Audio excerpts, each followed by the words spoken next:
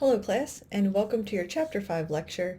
Today we're going to be covering Chapter 5, which looks at case management using risk, needs, and responsivity. So by the end of today's lesson, you should be able to identify the importance of assessment in identifying risk and needs of an offender, to describe techniques that lead us to defining the level of supervision, as well as development of a treatment plan for that offender, to list the principles of effective correctional intervention in offender treatment, explain the similarities and differences of supervising female offenders in the community, as well as to understand how offenders are supervised when they want to go to a different jurisdiction than that which their crime was committed. So let's start off by identifying what are risks and criminogenic needs.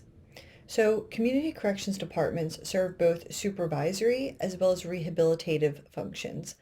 Supervision is simply oversight that is exercised by the probation or parole officer, and rehabilitation, or the rehabilitative function, is being able to provide that offender with treatment and services to identify and work on their criminogenic needs. So the earliest versions of offender interviews use anecdotal information, and they were very subjective, which led to inconsistent results when we were looking at identifying those risks and needs. It also used an over-reliance of professional judgment, which can be very subjective, as we all know. I'm more of a treatment type based, whereas some of the officers who have been with the department for a very long time have more of a justice approach that they take, or more of a punishment approach, because that's how it was when they began. So we wanted to now start using objective actuarial prediction models because they're more reliable and efficient than those subjective models when we're trying to identify what are these offenders' risks and what are their needs. So looking at objective risks and needs assessments. So the goal here is to identify recidivism risks, identify their criminogenic needs, and then select the appropriate supervision and treatment strategies. So criminogenic needs are defined as problems, habits, or deficits that are directly related to criminal behavior. So we use structured interviews to be able to measure the risk level of that offender. There are static factors as well as dynamic risk factors. So static factors are those that cannot be changed, things such as prior criminal history. But then you have your dynamic factors that are related to recidivism. Those are things such as association with criminal friends, antisocial attitudes, lacking self-control, and also lacking problem-solving skills. These all can be changed, and this is what we work on during the treatment case plan, which we'll cover later. So two of the main assessments that are used are the Ohio Risk Assessment System, as well as the Level of Service Inventory Revised.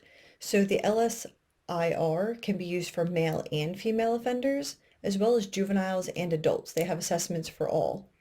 The ORAs can be used, they have an assessment for those who are in the pretrial stage, those who are currently under supervision, and they also have an assessment specific to reentry points, looking at what do we need to focus on at the reentry level for an offender.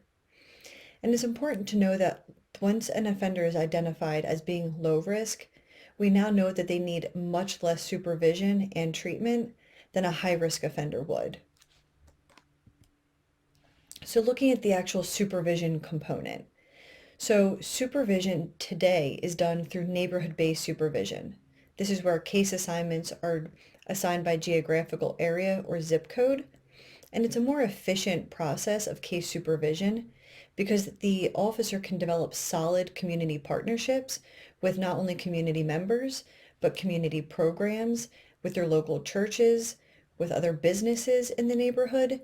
So they also get to know where their negative places are, or where the negative people hang out that could influence their probationer's success. So they're going to conduct field visits and home visits. In the home, they'll go to the offender's employment. They might go to community centers. Really anywhere that the offender is where the officer is going to go to supervise them. They'll check in. Again, they're going to their employment, their place of employment, not to try and make a show of them or to embarrass them, but we want to confirm that they're actually working and they have a job. So there's different types of surveillance methods in addition to the officer physically seeing and having face-to-face contact with that offender can include the GPS or global positioning systems, as well as electronic monitors, giving them a curfew of a time they need to be home by. And then typically the officer will also conduct home visits at the curfew time to make sure that they're coming in on time, as well as drug testing. So drug testing is a way for us to surveil whether or not they're using illicit substances. So let's look at the different types of supervision levels that we can have. So the risk variables that are identified in those assessments are going to determine what level of supervision is required. So those who are identified at the administrative level are those who have committed very minor crimes. Typically, they will have satisfied all of their financial obligations, and they have to be in compliance with their probation for 2 or more years. So at this administrative level, typically the offender is not having face-to-face contacts with their officer. They're simply checking in through an automated system. It used to be a phone call. They would call in and leave a message. Now we've gone to some kiosks they have in different areas where they can go to the kiosk, check in, they put in their information, and that's their check-in. And to now it's even online. They'll log in, update their information if they need to, such as addresses or phone numbers, and that's all they need to do. For medium and high risk offenders, though, there's going to be an increased level of supervision and treatment, specifically in evidence-based settings, because when we do that, along with giving the officer a reduced caseload size, there's a better officer-client relationship, which leads to decreases in recidivism. Because that officer has more time to spend with that offender. Granted, look at these numbers. I'm not saying the officer has all the time in the world to sit around and chit-chat with their offender. If you have a high caseload, you need to see those offenders at least 3 times a month because these are minimum monthly contacts. And if you have a maximum caseload size and you're at 75 offenders, do the math there. Trying to see 75 offenders 3 times a month could be a little difficult, especially when you're going out into the community and trying to find out where they are and make appointments. And I'll tell you, offenders are not the greatest at keeping their appointment times. With adults, it is a little bit easier because you can have them report to the office and you could actually make them take off of work. Not that you want to, but you can if you need to make sure you're fitting in all of those appointments and visits for that month. Juvenile offenders, we run into an issue where we want youth to be in school and we don't really want to pull them out of school to be having their monthly contacts with their officer. So a lot of times the officer is going out to the schools to meet with their offenders. It's just not quite as practical to have them report to the office. Most times they're also depending on a parent to drive them to the office. So again, it's just not quite as practical. But because we're using neighborhood-based supervision models, in the juvenile system, that also means and translates to you have the same schools. So you're able to maybe go to one high school and see 10 of your offenders in one day, which is very helpful. So once we've identified the risks and needs of that offender, now we're going to go into developing a treatment plan for them so that we can hopefully give them some goals to work towards and help them reduce their chances of recidivating. So effective supervision needs to involve a treatment component and or referring that offender to outside resources to get help. So in a case treatment plan, you're going to identify a main goal for that offender to work towards. You're also going to identify how that offender is going to reach that goal. So for example, the goal, you want it to be in positive words and empowering. You don't want to put it in negative terms. For example, say the offender has a drug problem. You don't want to say, offender will not use illicit substances for the next 3 months. Instead, you're going to say, the offender will participate with drug outpatient treatment for the next 3 months. And maybe how that offender is going to participate, they're going to go weekly to meet with that treatment provider. You want to make sure you're focusing on the strengths that an offender has, and also look at how the officer can assist that offender in reaching those goals. Use the same example. If they need drug treatment, maybe what the officer is going to do is make a referral for that offender to 2 or 3 drug treatment programs, and then have the offender follow up and see which program best fits that offender's needs. So these treatment plans are individualized. It's actually a written document, and it's directed towards removing barriers but assisting in positive behavior change. So you want to identify what barriers maybe stand in that offender's way of getting to drug treatment. So maybe they don't have a car. So okay, we need to now help that offender determine how they're going to get to their treatment meetings. Maybe they're going to take the bus. So we're going to pull up the bus routes for them and help them identify which routes they need to take and what time that bus runs. So it's going to the treatment plan is going to show you how the offender is going to fulfill not just their court-ordered conditions, but also focus on goals that they need to achieve personally. It's going to be reviewed at every visit that the officer has with their client. All parties, which means the officer and the client, are going to sign it. For juveniles, we also have parents sign the treatment plan so that they understand that they also have a role in ensuring that their child stays out of trouble. And then it's modified as needed. So once that offender completes his drug treatment, now we're going to come up with a new goal for him. So maybe now that he's done drug treatment and he's been negative, showed us negative drug screens for 3 months, now we're going to go ahead and replace that activity with one such as maybe he's going to now engage in a new pro-social activity. He's going to pick up a hobby now. So instead of the time that he would have typically used originally using drugs, he then replaced it with going to drug treatment. Now his drug treatment's over, so we want to make sure that he stays abstaining from substances. So maybe he's going to pick up, I don't know, rollerblading. So now he's going to go to the roller rink a few times a week, and he's going to get some physical exercise, and he's also going to be staying out of trouble. I know this is hard to see, but there's also one in your book. It's just an example of a corrections case plan. So it shows you how the offender is going to remain crime-free and successfully complete their probation.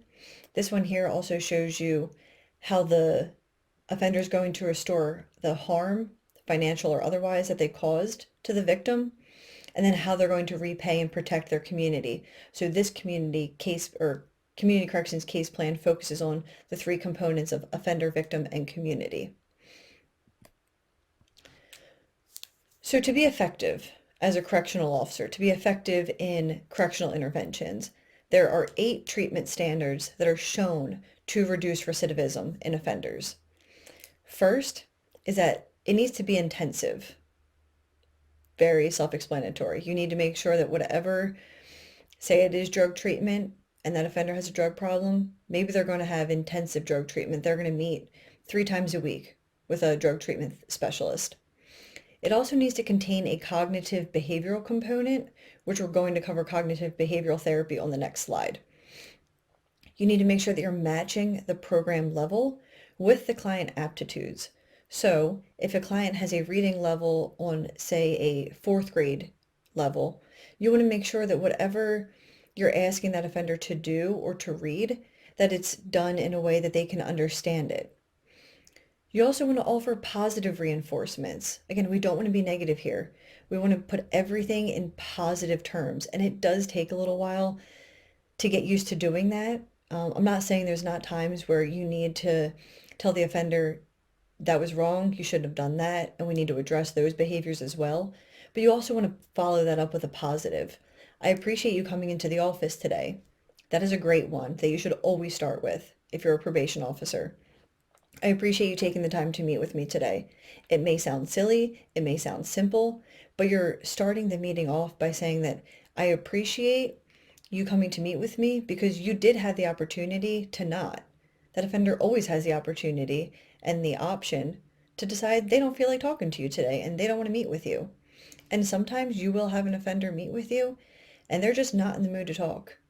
I've had kids before, and as long as you build a trusting and an open and honest relationship, usually you can work through those barriers. I've had a kid before, we were discussing his poor grades and some other issues he was having, and he said, "Can I leave now?" And I made him sit for another few minutes while I finished what I needed, the information that I needed to give him. And he asked a few more times. He did not want to talk to me. He was having a bad day. And I said, "You can leave now." But you still need to make sure that you're commanding that conversation and that relationship while also respecting that the offender is still a human at the end of the day. And if they're willing, and he was, to remain respectful and request to leave our meeting rather than just getting up and being, pissed off and just walking away. He chose to ask me, "Can I please leave now? I don't want to talk anymore." So respecting that as well. The relationship is just so important that you build with your offender. So it also needs to, the intervention must require minimum education and experience levels for their staff.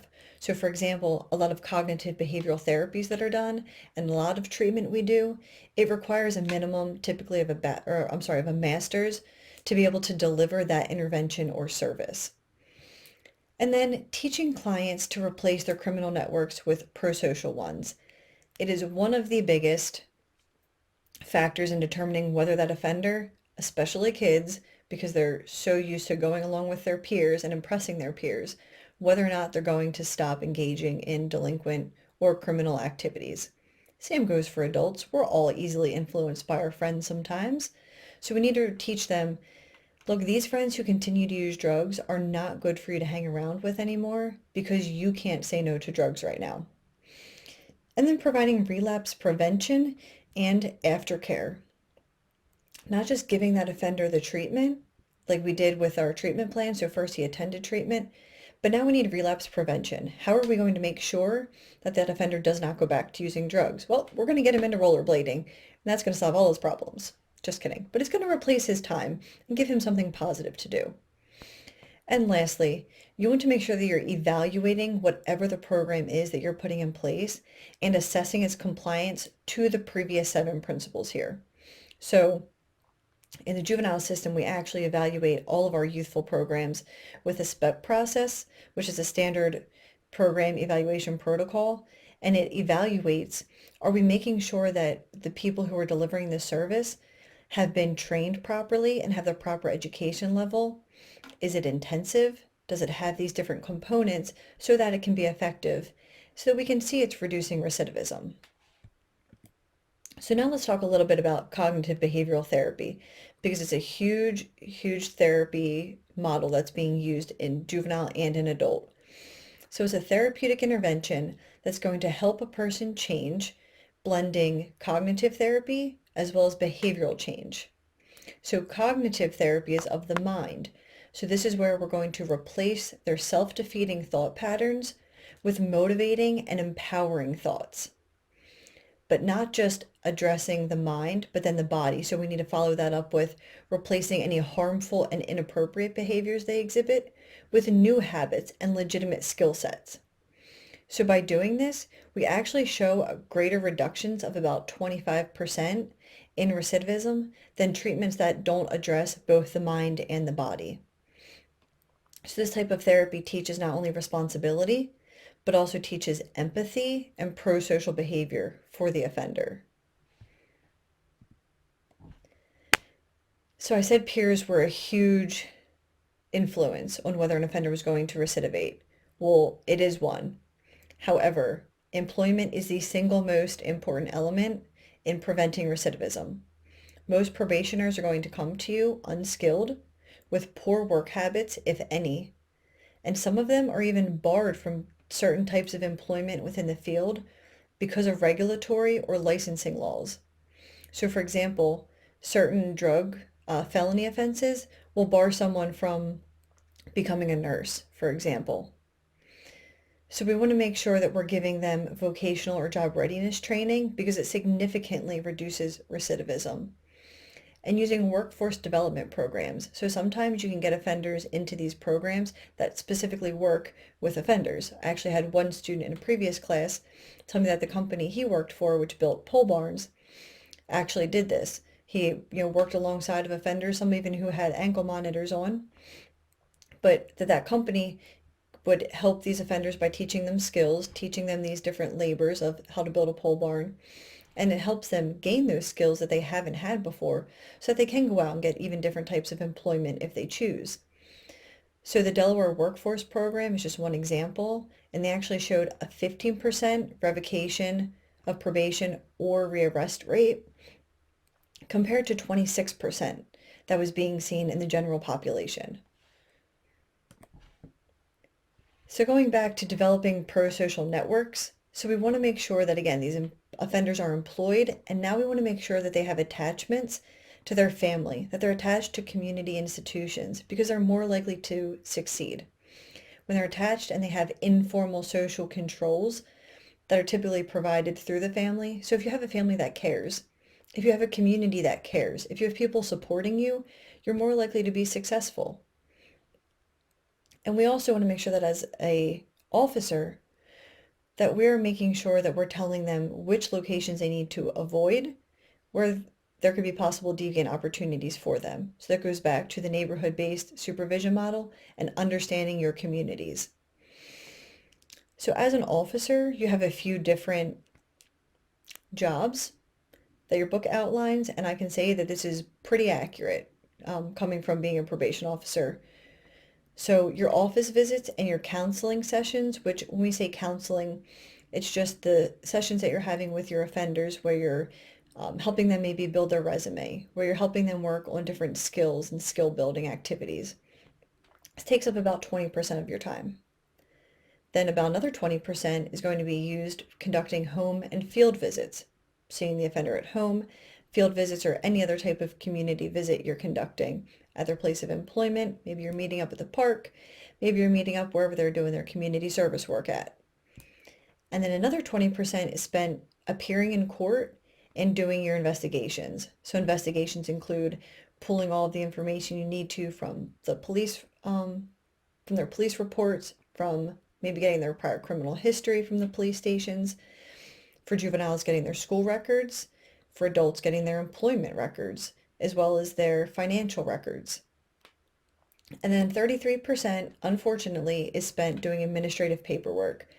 There is a lot of paperwork to be a probation officer because we have more checks and balances in place now, because we're using objective assessments that need to be completed, and because we're having to justify our jobs and why we're doing what we're doing, because it's not subjective anymore. It's not just, well, it was my professional discretion. I felt the offender needed this type of treatment. No, you need to show why that is so, and you need to make sure everything is documented. We're in a world of documentation. So we always say, if you didn't document it, it didn't happen. So there's a system, one that is used for adults and one for juveniles. It's a case management system that holds all of their documents and all of their notes. So any evaluations the offender has, psychological, drug and alcohols, any reports you write will get uploaded into it, all of their family information, their relationships, their addresses and phone numbers. And then anytime you have a visit with either the offender or a collateral contact, so one of their family members, maybe you talk to their employer, all of those contacts must be documented in the system. And you're not just simply going to say, met with offender. You need to say who was there, where you were, what happened, and what was said. So you need to make sure that you're synthesizing and putting in a cohesive note, which is why it's important to also be a good writer. As we discussed with the PSI report, you need to be able to speak well so you can present in court. You need to be able to write well so that you can write court reports and put in your notes properly. You have to be good at a lot of things as a probation officer. And then you need to know how to just sit down and simply have a conversation with an offender and be a human. So working with offenders, and specifically female offenders, you need to make sure that you're understanding the different types of early pathways that females and women become involved in criminality, because they are different than men. Women are just different. So women are actually more likely to be given a community sentence than a male is, but they also tend to have shorter criminal histories and commit fewer violent offenses. So some early pathways to women's criminality includes being physically or sexually abused and or neglected as a child, and in experiencing disempowerment. So these pathways affect the woman's self-esteem, their emotional and mental state, as well as affects their use of substances, and can create an opportunity where they're more likely to use substances because they're trying to mask all of these negative feelings that they're experiencing. All of this is linked to criminal pathways in females. Typically, they're going to commit crimes with male partners or out of a financial need. Those are the two main reasons women commit crimes. So knowing all of this about their history, we want to make sure that we're providing them gender-specific programming. So because women are different, we want to make sure that we're giving them programs that are specific to women and putting them in groups with other women so that they can feel more open to share the experiences they've had. So these programs should address both prior victimization and just the life experiences that you have as a woman, as well as delivering this in a collaborative and non-confrontational manner. I can say that you definitely need to address men and women differently when you're conducting your community corrections, when you're a probation officer. You have to confront them differently. A lot of times, the males I had on probation, I need to yell at more and tell them to just knock it off. Whereas females, if you try to do that, they typically tend to shut down. It needs to be more of a empathetic, what's going on? Let's talk. Women love to talk. Come on. We can all agree. Women need to talk. They need to, get out their experiences and be able to know that you can understand where they're coming from. Men typically, what I've found, don't care so much if you care where they're coming from. They just need to know that they need to knock off whatever behavior they're engaging in. So you want to use an unstructured and informal style when you're establishing that trust and openness with a female offender. You want to be listening, again, empathizing, and use a very non-judgmental approach. So officers can accomplish this by using core correctional practices. And these are techniques that are used to reinforce positive behavior in offenders that are going to decrease undesirable behaviors. Things such as anti-criminal modeling, using effective reinforcements, showing disapproval, showing authority, helping the offender to problem solve, and sometimes even cognitive restructuring. You can also use motivational interviewing. So motivational interviewing is a communication style that promotes both empathy and listening to establish mutual trust and respect. So this motivation can be done through rewards, whether that's monetary rewards, giving them more privileges, so maybe giving them a later curfew, as well as giving oral and written praise to the offender. I appreciate you meeting with me today. I appreciate, or well done, completing your drug treatment successfully. And even giving them certificates of completion. Because think about it, most of your offenders are unskilled, they have lower education, so they may not have done so well in school. They may not be used to getting certificates and something physical to hold and show that, look, I completed this.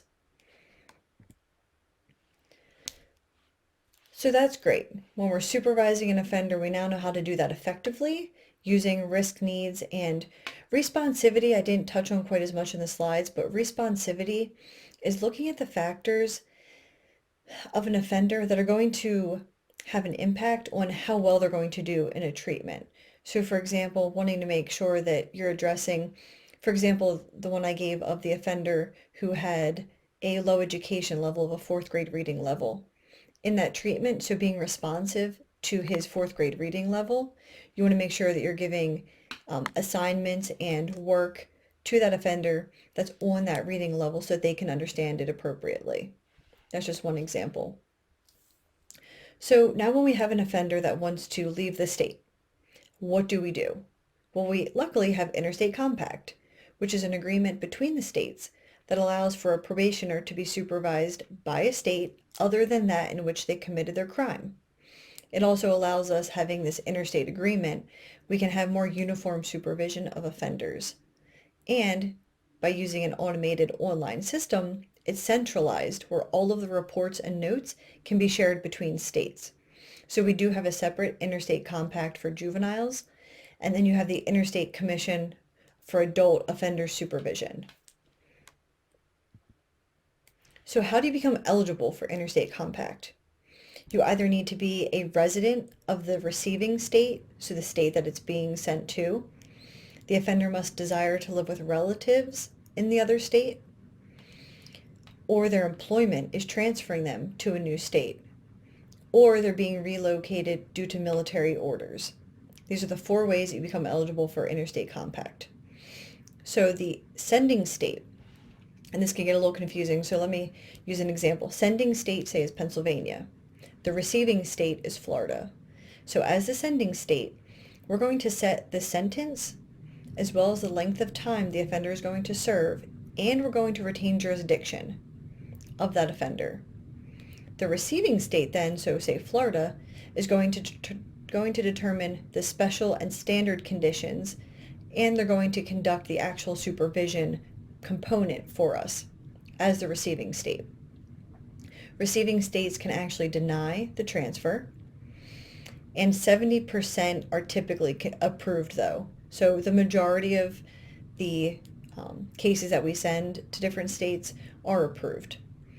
You're going to submit reports on a quarterly basis. So if you're Florida, you're going to be sending us a quarterly report to indicate how well that offender is doing on supervision.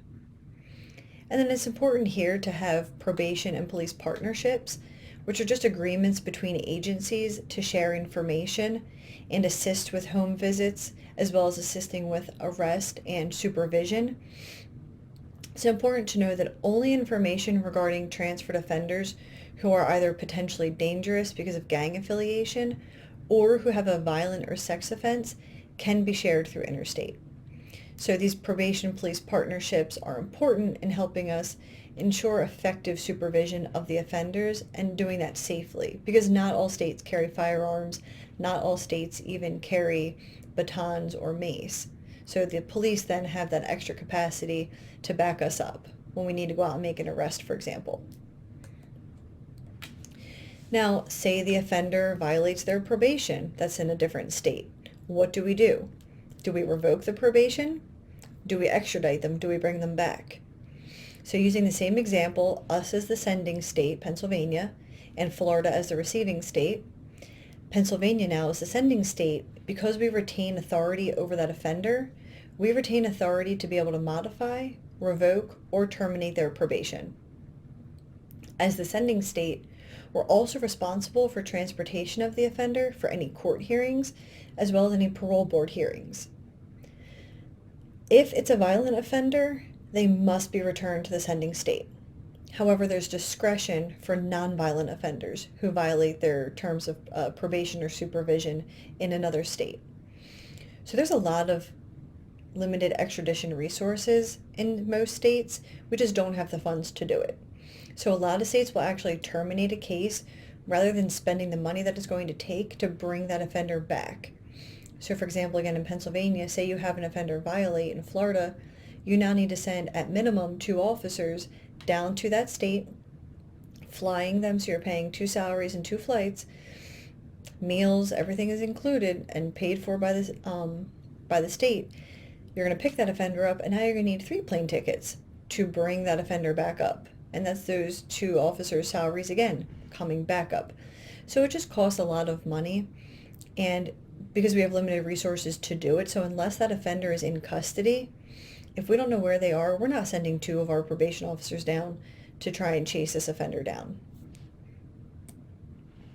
So in sum, there are 3 techniques for effective case management. You have your risk needs assessments, developing individualized treatment plans, and balancing supervision with treatment. So making sure that you're providing the proper amount of supervision and oversight, but also providing that offender the appropriate treatment options. There are 6 principles here for effective intervention. You have your cognitive behavioral component. You want to make sure that the intensity and the duration of that treatment and intervention is appropriate. So say the offender needs intensive outpatient drug and alcohol treatment, you're going to make sure that they're meeting, say, 1 hour 3 times a week. That's the intensity and duration. You want to make sure that staff are trained well and trained appropriately with a proper education level to deliver that intervention.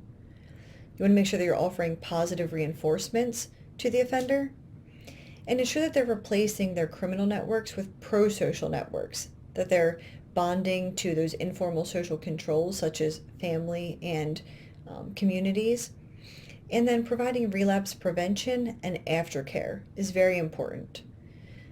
All forms of community supervision must involve treatment or an outside referral to an outside resource. Core correctional practices focus on the techniques that an officer is going to use during their interactions with a client. And motivational interviewing is just one of those ways to implement core correctional practices. Increased supervision and treatment in an evidence-based setting with lower caseload sizes can lead to reduced recidivism in your medium and high-risk offenders.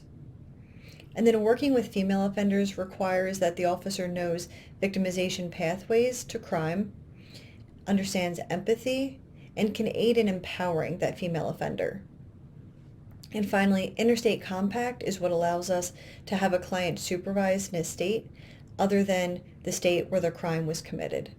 So that was your Chapter 5 lecture, looking at supervision of offenders and case treatment using risk, needs, and responsivity.